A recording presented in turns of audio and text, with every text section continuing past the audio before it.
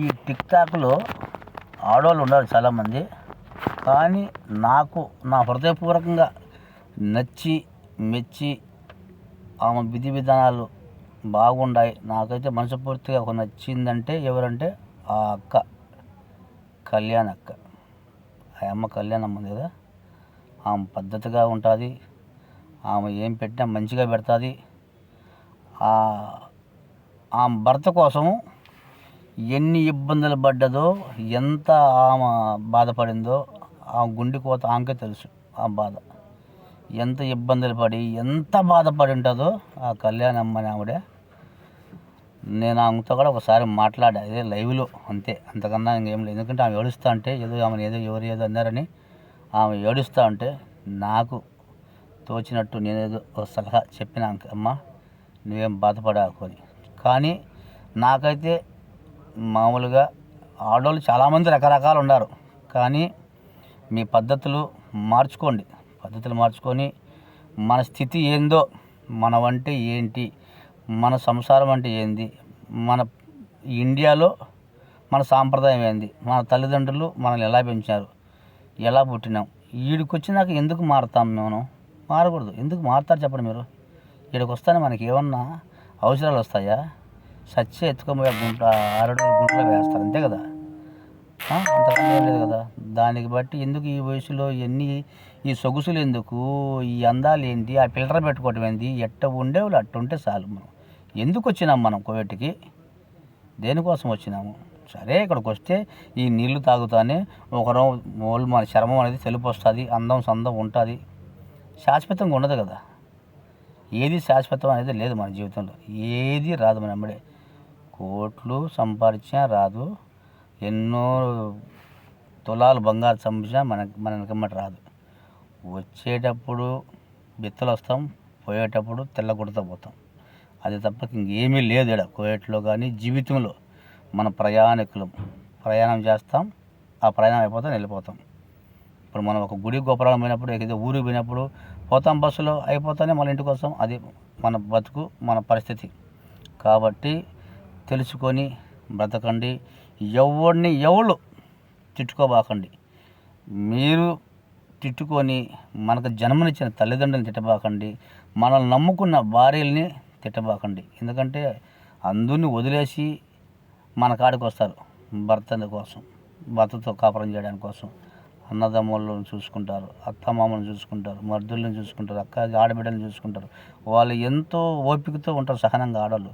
కానీ మీరు ఈ జీవితం అనేది 3-4 ముచ్చటని మాత్రం తెలుసుకొని బ్రతకండి. ఇవన్నీ వేస్ట్. ఇలాంటివన్నీ చాలా వేస్ట్, చాలా తప్పు. మోసం ఆలోచనలు పెట్టుకోబాకండి. ఒకరిని ముంచుతామని ఆలోచనలు పెట్టుకోబాకండి. మీరు సంపాదించుకుంటారు, మీ సంపాదన కోసం మీరు తినండి, శుభ్రంగా ఉండే ఇంటికి పంపించుకోండి. ఏ మగవాడిని నాశనం చేయబాకండి, ఎవరిని ఆశ పెట్టగాకండి. ఎవళ్ళతో ఎంతవరకు ఉండాలో అంతవరకే ఉండండి.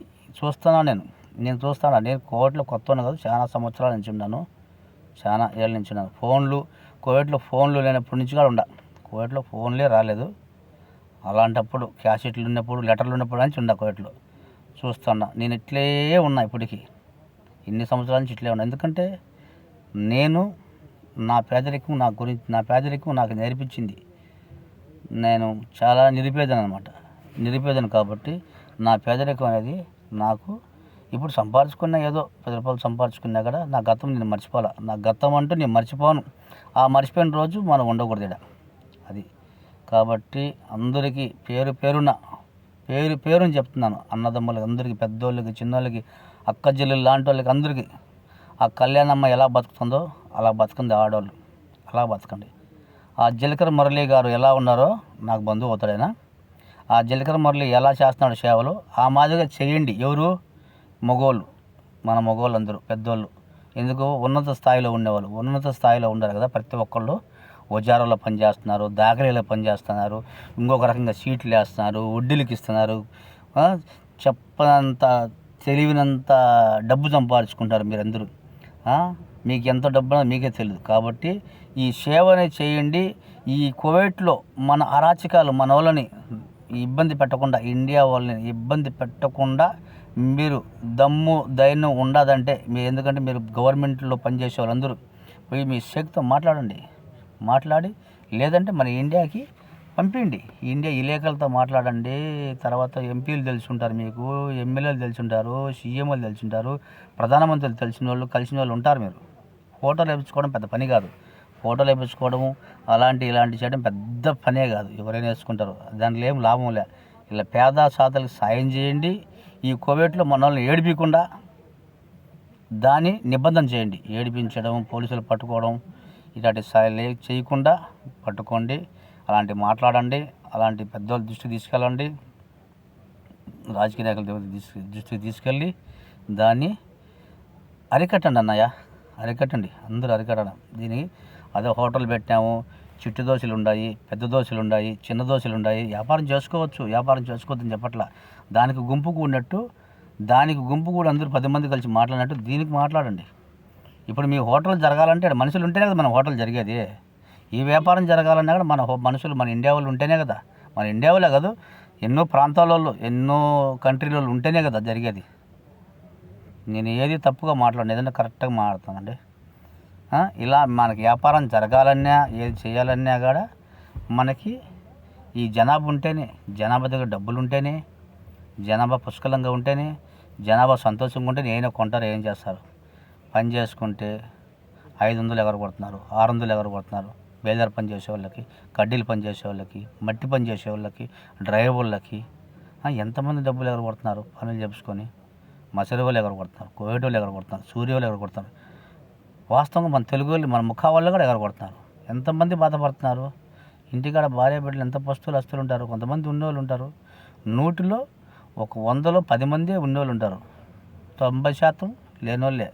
ఉన్నోళ్ళు ఎవరు లేరు. కాబట్టి అన్న, మీరు జాగ్రత్తగా మాట్లాడన్న, ఇలాంటివన్నీ చేయండి అన్న.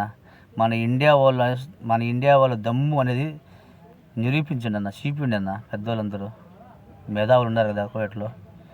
ఎంతమందో మేధావులు ఉన్నారు. పెద్ద సాల్మియా కానించి, హవలీ కానించి, రోదా కానించి, షరక్లో కానీ, కైతాన్లో, ఫర్మానీలో, ఎక్కడెక్కడ ఉమ్మిలేమాను, జహరాలు ఎక్కడ పట్టినా రకరకాల పెద్ద మేధావులు ఉన్నారు కదా, అపర మేధావులు.